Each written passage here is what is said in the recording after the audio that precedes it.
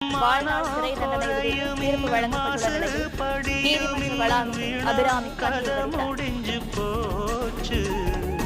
தண்டனை விவரங்களை தெரிந்து கொண்ட அபிராமி போலீசார் பாதுகாப்புடன் சிறைக்கு அழைத்துச் செல்லும் போது நீதிமன்ற வளாகத்தில் முகத்தை மூடிக்கொண்டு அபிராமி கண்ணீர் விட்டு அழுதார்.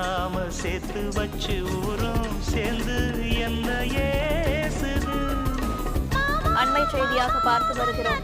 பெற்ற குழந்தைகளை கொலை செய்த வழக்கில் வாழ்நாள் சிறை தண்டனை விதித்து தீர்ப்பு வழங்கப்பட்டுள்ள நிலையில் நீதிமன்ற வளாகத்தில் அபிராமி கண்ணீர் வடித்தார்.